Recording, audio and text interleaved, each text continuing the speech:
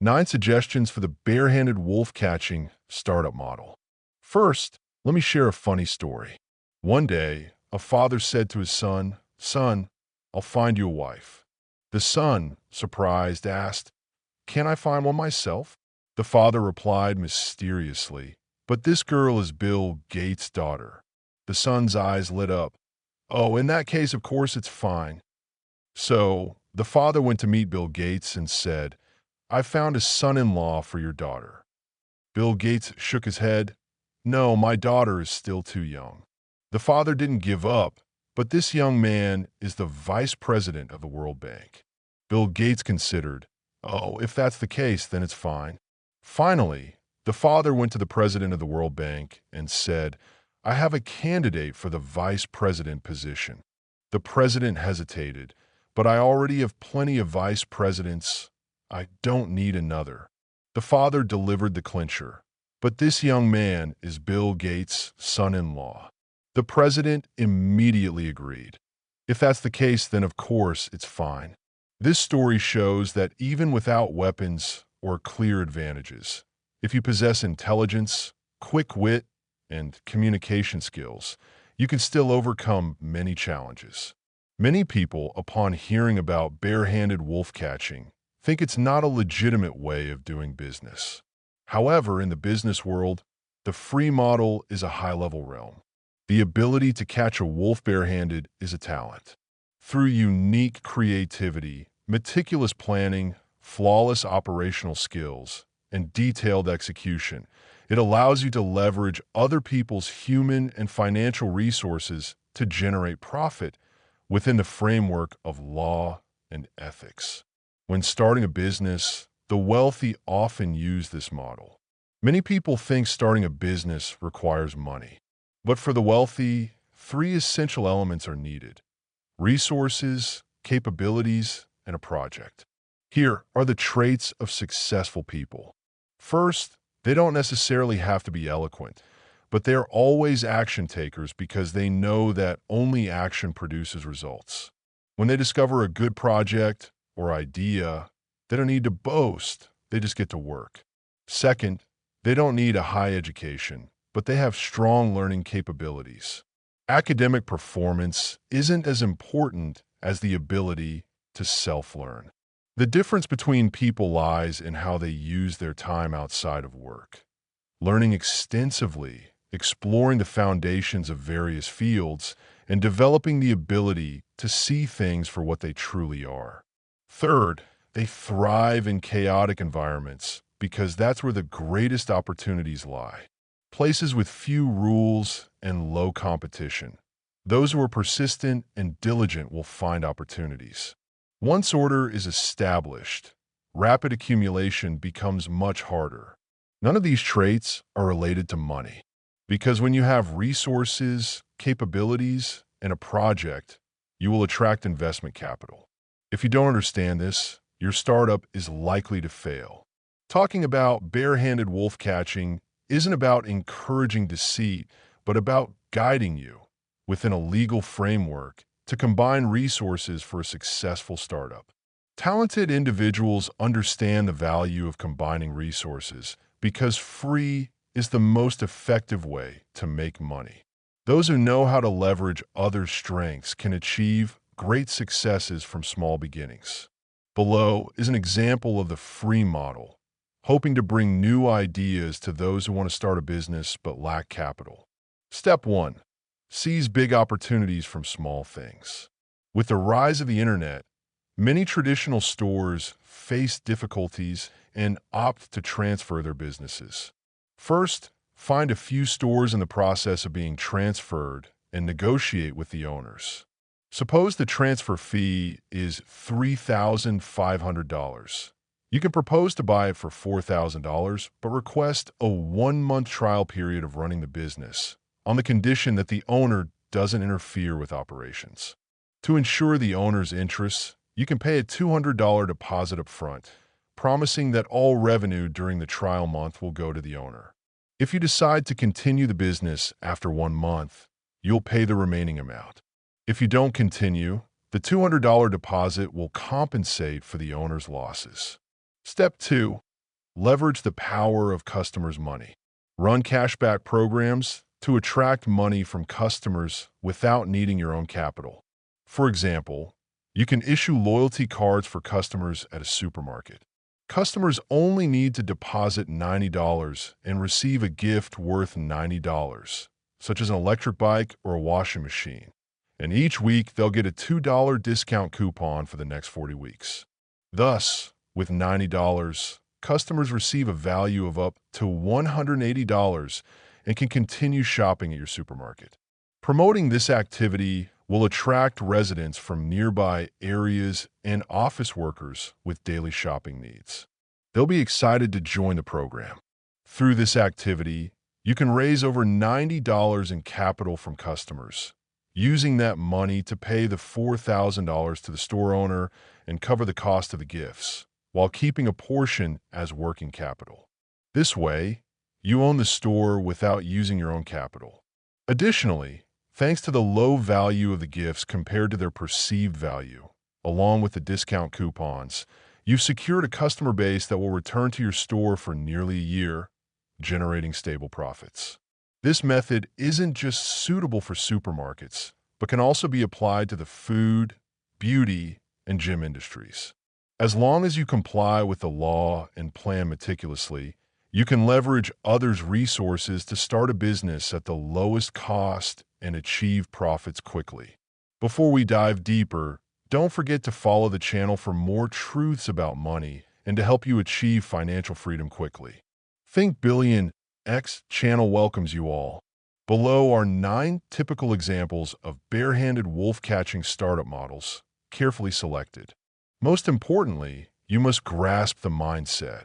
Take time to reflect, and you'll discover many useful insights. Number 1. A model of copying a successful project without spending capital. A young man saw someone selling phone recharge card from a company for $4.50, with an additional $4.50 bonus, but only for making calls. This method attracted many customers, selling 5 cards in 10 minutes. The young man researched and learned that for each card sold, the seller earned a 35-cent profit. He offered to help sell cards at another entrance of the supermarket, earning 20 cents for each card sold. The next day, he sold over 100 cards in 5 hours and earned $20. The lesson here is, when you see someone doing good business, be bold and give it a try. But instead of buying inventory or renting a space yourself, collaborate with others to make a profit and gain experience. Number 2, making money from others' inventory. A friend owned a store selling duck feet, but business was slow, leaving him with little capital. He contacted other duck feet store owners who were also struggling and collaborated to sell the products at internet cafes. He bought an old electric scooter and started selling duck feet, splitting the profits with the store owners. For example, if he sold 20 duck feet at a large internet cafe, he earned $1.80, giving 45 cents to the store owner and keeping $1.35. As long as he stayed diligent, revenue would keep growing. Another example. In a southern town, someone sold steam buns by riding an electric scooter around the town, earning over $22 daily, even though they didn't make the buns themselves but sourced them from other vendors to resell. Doing business this way is very flexible. Instead of waiting for customers to come to you, you could become the legs for someone else's products, delivering them to the right places. Next time you're walking around, if you see an interesting store, think about whether you can help their products reach areas with high customer traffic. Number 3, selling potatoes efficiently with zero cost, earning over $450 daily, applicable to many agricultural products. A young man who graduated from high school chose to work as a laborer, but soon found the job boring, so he started looking for new opportunities. While at the market, he noticed that potatoes in the city cost 90 cents per pound, but the quality wasn't good. Meanwhile, in his hometown, they cost only 13 cents, sometimes even used to feed pigs, yet they tasted much better when cooked.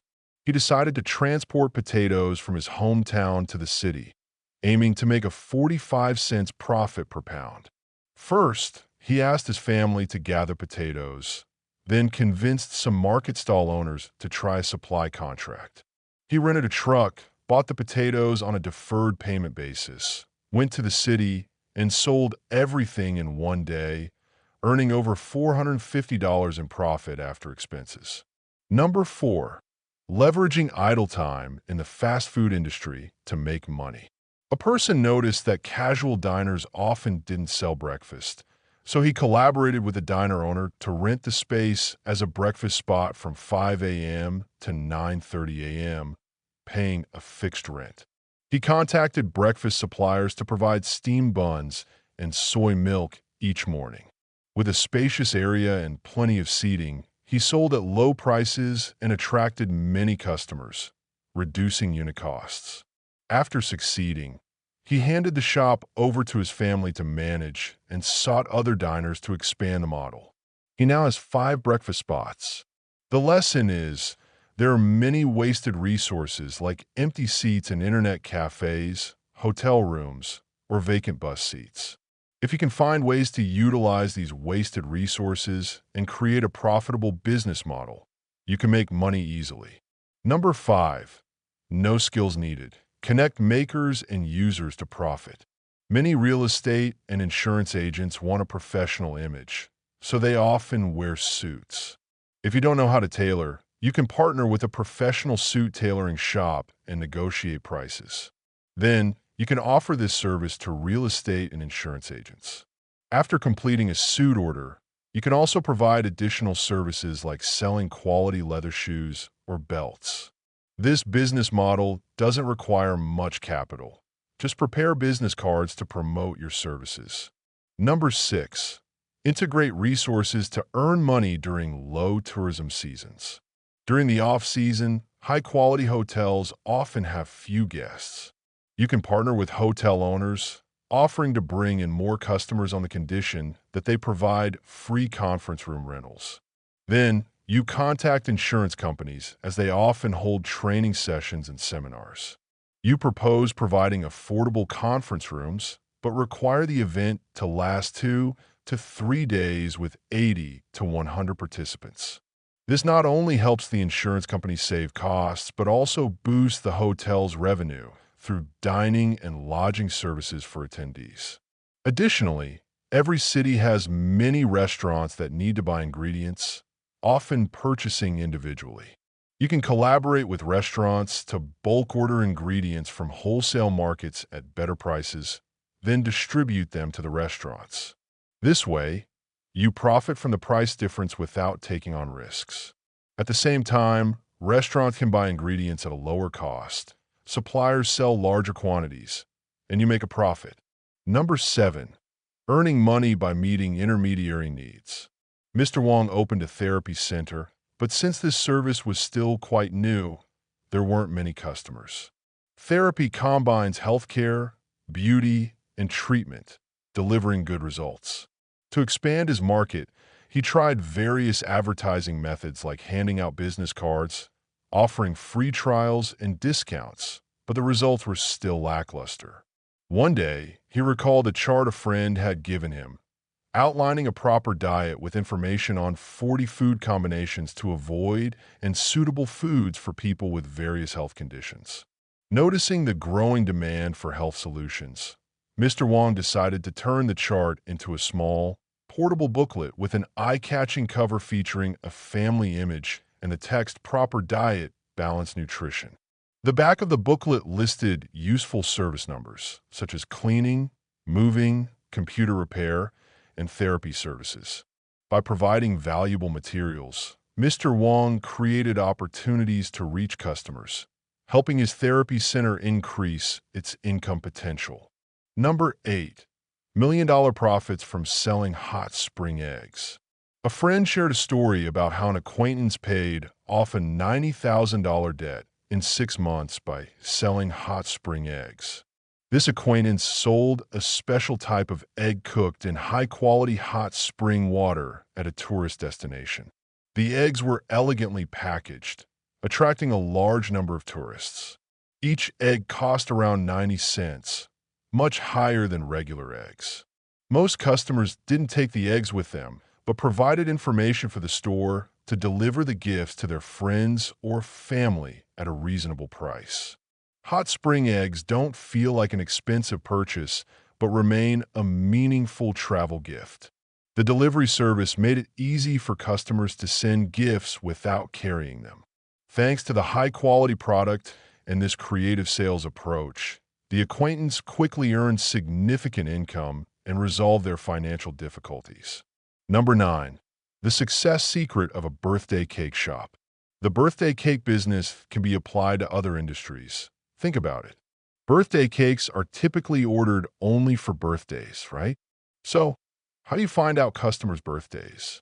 First, you can collect this information by inviting customers to buy other small cakes at a discount and asking them to fill out a form with their birth date, phone number, and name.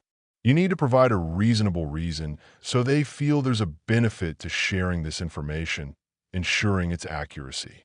Then, you can ask them to provide the birthdays of their relatives, colleagues, or friends to expand your potential customer list. You'll offer them 1 or 2 free pastries of their choice. The key is to design this yourself to control costs. You can use discount promotions to attract more people to buy any product in your store. Each time a customer comes, you can typically get the information of 3 additional customers, including their relatives and friends. So, if 30 people come daily, you can collect around 100 customer profiles. For these customers, you'll know their phone numbers, birthdays, and names. If you have 50 potential customers daily, in 1 month, you'll collect 1,500 profiles. Since there are birthdays every day, you can promote by sending discount messages or calling, offering delivery and payment upon receipt. Since you're a loyal customer, we're giving you a 20% discount. Raising the price slightly and then offering a discount is also a way to create a promotional feel. Start by using small cakes to attract customers. From 1 initial customer, you can bring in 3 more, then continue promoting birthday cakes. This way, you'll have a steady stream of customers. For everyone who buys a birthday cake, you can save their contact information for future promotions. Your business will surely grow. You can also tap into the student market. Students often love hosting birthday parties. Find ways to connect with teachers or acquaintances at schools to get contact information for all students. Schools surely have details like addresses, phone numbers, and birthdays. This will expand your market even more, as nowadays, most students love hosting birthday parties, so you won't need to worry about a lack of customers. Finally, you don't need to bake the cakes yourself. Hire 10 delivery staff and partner with reputable cake shops, negotiating with them to order large quantities daily at the best possible price. This way, you don't need to do anything. Just focus on promoting to customers. In the end, you can grow into a birthday cake distribution center. When customers want to order a birthday cake, ask them what kind they want. Any shop can fulfill the order. You just coordinate and your staff will deliver. If you lack initial capital, use smart strategies and partnerships to achieve profits and growth. The core steps include: find partners willing to collaborate, create services to attract and retain customers, collect customer information through promotions and gifts to tailor services later. At the same time, sharing risks and improving efficiency are key factors, such as sharing risks through partnerships and optimizing processes to cut costs. Finally, use customer satisfaction and social media to expand your market influence, ensuring continuous and profitable business growth. Remember, the above are just suggestions meant to inspire. I hope they've given you fresh and creative ideas to apply and quickly overcome your challenges. Wishing you early success and financial freedom. If in today's video you find just 1 or 2 useful quotes that help you live better, then I'm already satisfied.